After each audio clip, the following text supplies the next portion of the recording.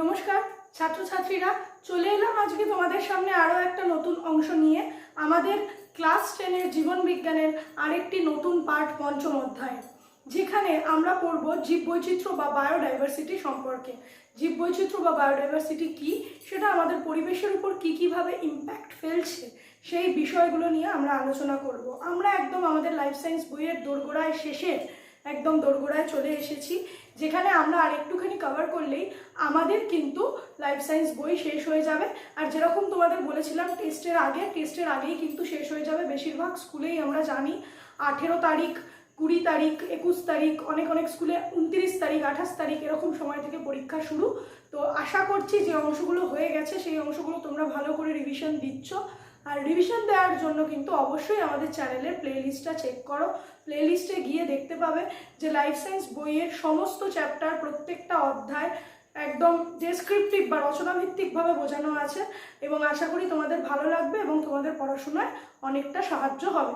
তো যদি আমাদের চ্যানেলের এই উদ্যোগ তোমাদের ভালো লেগে থাকে, তাহলে কিচ্ছু না, শুধুমাত্র লাইক, শেয়ার আর সাবস্ক্রাইব, এইটুকু কিন্তু তোমাদের কাছে অবশ্যই আমাদের পক্ষ থেকে দাবি রইল। তো যাই হোক, চলো বেশি কথা না বলে শুরু করা যাক। চলে যাব বোর্ডে, যেখানে আমরা পড়বো আজকে জীববৈচিত্র্য বা বায়োডাইভার্সিটি ব্যাপারটা কি। জীববৈচিত্র্য বা বায়োডাইভার্সিটি হচ্ছে বিভিন্ন প্রকারের বাস্তুতন্ত্রে অথবা পরিবেশে কিংবা বাসস্থলে জীবের মধ্যে যেসব ভিন্নতা দেখা যায় তাকে জীববৈচিত্র্য, বা ইংরেজিতে যাকে আমরা বলবো বায়োডাইভার্সিটি, এটাকে আমরা বলছি জীববৈচিত্র্য বা বায়োডাইভার্সিটি। তার মানে মনে করো তোমার পাড়ার একটা দোকান, যে দোকানে ভ্যারাইটি স্টোর, যে দোকানের নাম ভ্যারাইটি স্টোর, কারণ সেখানে তোমার কি হচ্ছে না, চা, তারপর বই, খাতা, পেন, পেন্সিল, আইসক্রিম, তারপর হচ্ছে তোমার পান মশলা, তারপর সেখানে আবার কচুরি, তরকারি, হ্যাঁ, আবার মহিলাদের প্রসাধনীর জিনিস, কসমেটিক্স, এইসব বিভিন্ন রকম সব কিছু নিত্য প্রয়োজনীয় সমস্ত রকম জিনিস পাচ্ছি। তাই দোকানটার নাম কি ভ্যারাইটি বা ভ্যারাইটি স্টোর। সেই রকম আমাদের পরিবেশে বা বাস্তুতন্ত্রে যদি কোনো একটা নির্দিষ্ট জায়গা বা নির্দিষ্ট স্থান, যেখানে আমি বিভিন্ন ধরনের উদ্ভিদ ও প্রাণী দেখতে পাবো, বা ভ্যারাইটি অফ জীব বা ভ্যারাইটি অফ লিভিং বিং সেখানে একসাথে লোকেটেড থাকবে, বা ভ্যারাইটি অফ লিভিং বিংয়ের হ্যাবিট্যাট কোনো একটা স্পেসিফিক লোকেশন, তাহলে সেই লোকেশনটায় যে জীব, সেই লোকেশনটাকে আমরা বলবো বায়োডাইভার্সিটি বা জীব বৈচিত্র্য। মানে জীবের ভ্যারাইটি দেখতে পাচ্ছি, তাই জীব বৈচিত্র্য। যেমন দেখো বলছে বিভিন্ন প্রকারের বাস্তুতন্ত্র হতে পারে তৃণভোজী বাস্তুতন্ত্র, মানে তৃণভূমির বাস্তুতন্ত্র, জলজ বাস্তুতন্ত্র, বনভূমির বাস্তুতন্ত্র, এরকম বিভিন্ন বাস্তুতন্ত্রের জীব বা পরিবেশের কিংবা বাসস্থলের জীবের মধ্যে যেসব বিভিন্নতা দেখা যায়, মানে আলাদা জীব দেখা যায়, এক কথায় সেই সমস্ত জীবকে আমরা বলবো জীব বৈচিত্র্য বা বায়োডাইভার্সিটি। তো এই বায়োডাইভার্সিটি বা জীব বৈচিত্র্যকে আমরা 3টে ভাগে ভাগ করতে পারছি। একটা 3 প্রকার বায়োডাইভার্সিটি আমরা দেখতে পাবো, একটা জিনগত বৈশিষ্ট্য, একটা বাস্তুতান্ত্রিক বৈশিষ্ট্য, একটা প্রজাতিগত বৈশিষ্ট্য। দেখো এই যে জিনগত, বাস্তুতান্ত্রিক আর প্রজাতিগত, এইটা আমরা যদি ক্লাস 11-এ বায়োলজি নিই, তাহলে আলফা, বিটা, গামা বৈচিত্র্য দিয়েও কিন্তু আমরা পড়বো। আমাদের ক্লাস 10-এর সিলেবাসে কিন্তু এটা নেই বেশিভাবে, তাও একটু তোমাদের বুঝিয়ে দিচ্ছি কি না। দেখো জিনগত বাস্তুতন্ত্র বা জিনগত বৈচিত্র্য ব্যাপারটা কি। জিনগত বৈচিত্র্য ব্যাপারটা হচ্ছে আমরা প্রত্যেকেই মানুষ, আমরা মানুষ, আমি মানুষ, তুমি মানুষ, আরও আশেপাশে যারা রয়েছে সবাই মানুষ, কিন্তু প্রত্যেক মানুষের মধ্যে জিন আলাদা।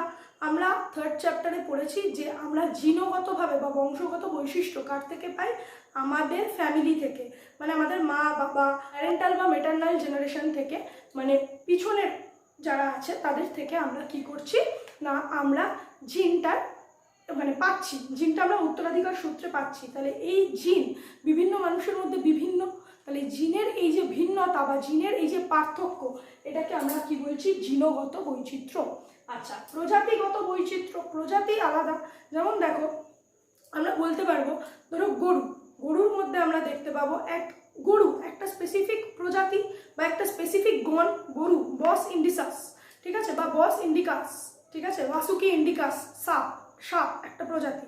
তারপর ধরো আরো ভালো করে যদি বলতে চাই, কি দিয়ে বোঝাই, মৌমাছি দিয়ে দেখো, মৌমাছির আমরা দেখতে পাবো যে এপিস ইন্ডিকা, এপিস ইন্ডিকা হচ্ছে ভারতীয় মৌমাছি, ইউরোপীয় মৌমাছি, পাহাড়ি মৌমাছি, এপিস ডরসাটা, ঠিক আছে, এরকম অনেক ধরনের আমরা মৌমাছি কিন্তু দেখতে পাবো, যাদের গণটা এক কিন্তু প্রজাতিটা ভিন্ন ভিন্ন। যেমন আমরা দেখতে পাচ্ছি একটা গ্যালাস ডোমেস্টিকাস,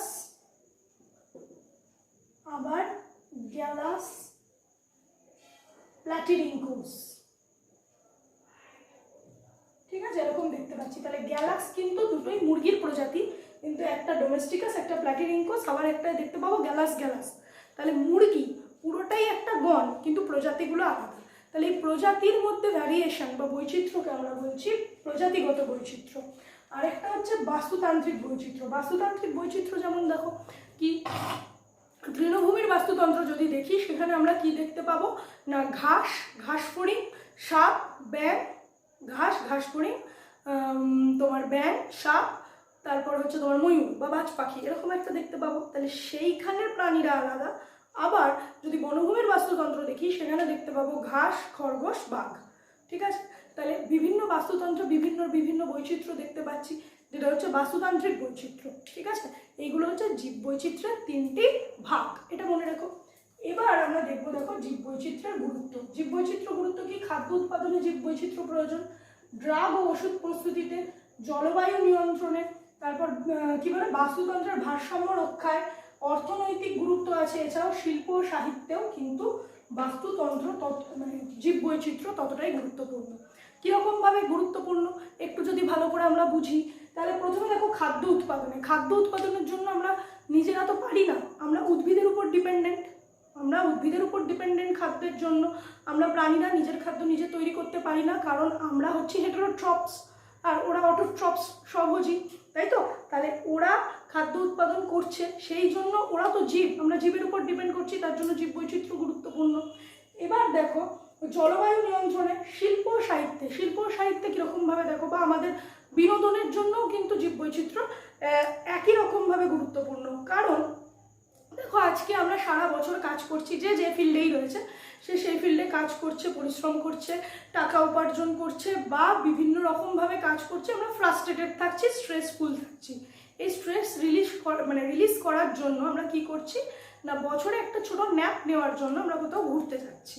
এবার ঘুরতে যাওয়ার জায়গার মধ্যে আমরা কি কি দেখতে পাই?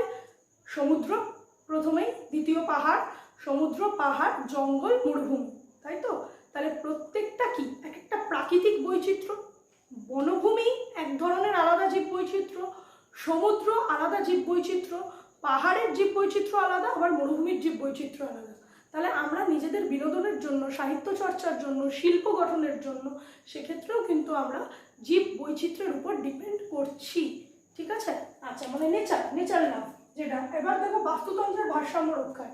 অবশ্যই আমরা যদি বাস্তুতন্ত্রের মানে জীব বৈচিত্র্যকে ধ্বংস করতে থাকি, তাহলে কিন্তু বাস্তুতন্ত্র ঠিক থাকবে না। যেমন দেখো আজকে আমি যেটা মানে কোনো কিছুর সাথে রিলেট করো না, আমি জাস্ট এমনি বলছি। ধরো আমার খুব হরিণ পছন্দ, হরিণের মাংস খেতে আমি ভালোবাসি, আমি গিয়ে শুধু মাত্রায় হরিণ মারছি, বা বাঘ বেশি সংখ্যায় বেড়ে গেছে, বাঘ শুধু ধরে ধরে হরিণ খাচ্ছে, তাহলে কি হবে না, একটা বাস্তুতন্ত্র থেকে হরিণ পুরোপুরিভাবে বিলুপ্ত হয়ে গেল। এবার বাস্তুতন্ত্র থেকে যদি হরিণ সম্পূর্ণরূপে বিলুপ্ত হয়ে যায়, তাহলে কি ক্ষতি হবে না, উৎপাদক বা সবুজ ঘাস বেড়ে যাবে। কারণ হরিণ তো সবুজ ঘাস খায়, সেই ঘাস খাওয়ার লোকটা আর নেই, তাহলে কি হবে, ঘাসের পরিমাণ বেড়ে যাবে। এবার যেহেতু হরিণ নেই, তখন বাঘ কিন্তু আবার হরিণ পাবে না, বাঘেরও ক্ষতি হবে, ঠিক আছে। তাহলে একটা কোনো স্পেসিফিক প্রাণী বা একটা স্পেসিফিক স্তর আমরা যদি পুরোপুরি অমিট করে দিই, মানে বিলুপ্ত করে দিই, তাহলে কিন্তু সেখানে কিন্তু বাস্তুতন্ত্রের ভারসাম্য ঠিকঠাক থাকবে না, বাস্তুতন্ত্রের ভারসাম্য কিন্তু ইমব্যালেন্স হয়ে যাবে। আর সেই বাস্তুতন্ত্রের ভারসাম্য ঠিক রাখতে গেলে আমাদের কি দরকার? জীব বৈচিত্র্য। তাই জীব বৈচিত্র্য সংরক্ষণ করতে হবে। তাই জীব বৈচিত্র্যের গুরুত্ব এগুলো কিন্তু খুব ইম্পর্টেন্ট। আর একটা হচ্ছে খাদ্য উৎপাদনে। দেখো খাদ্য উৎপাদনে তো বললাম, মানে ধান, গম, জোয়ার, বাজরা, ভুট্টা, এছাড়াও প্রাণীরাও কিন্তু খাদ্য উৎপাদনে সাহায্য করে। যেমন দেখো কিছু প্রাণী, যেমন মৌমাছি থেকে আমরা মধু পাই, ঠিক আছে। তাহলে মধু পাচ্ছি জীব থেকে, সেই জীবটা কোথায় তার ঘর বানাচ্ছে? গাছের ডালে, বড় ডালে।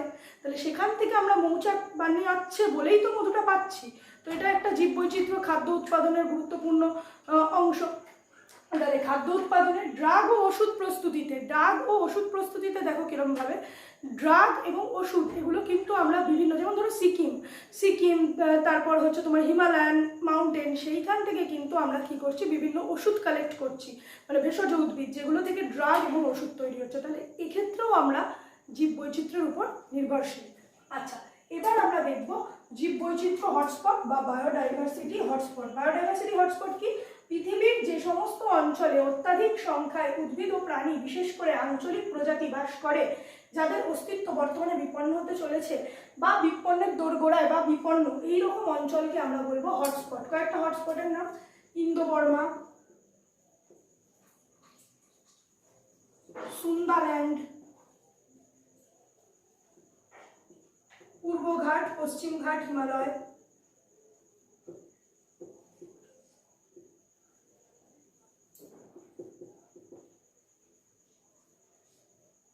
তাই তো, পূর্বঘাট, পশ্চিমঘাট হিমালয়, তারপর সুন্দাল্যান্ড, ইন্দো-বর্মা, এই জায়গাগুলোতে প্রচুর পরিমাণে জীববৈচিত্র্য দেখতে পাওয়া যায়।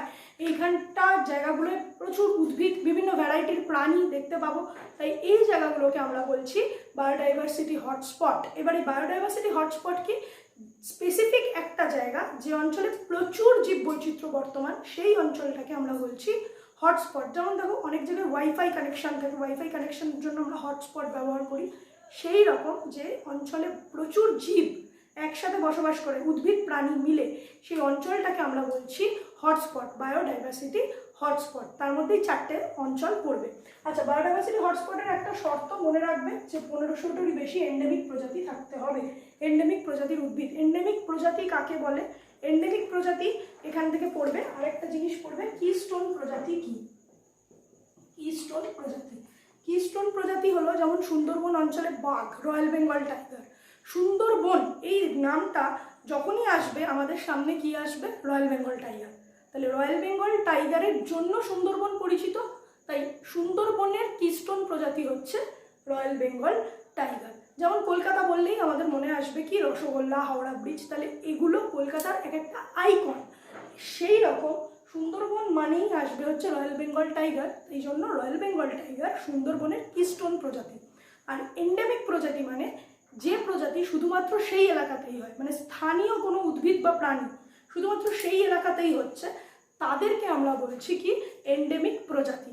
তো এই বায়োডাইভার্সিটি হটস্পটের একটা শর্ত যে 1500টার বেশি এন্ডেমিক প্রজাতির উদ্ভিদ থাকতে হবে। এছাড়াও কিছু বিপন্ন উদ্ভিদ প্রাণী যদি থাকে তবেই কিন্তু সেই এলাকাটাকে বায়োডাইভার্সিটি হটস্পট হিসাবে গণনা করা হবে।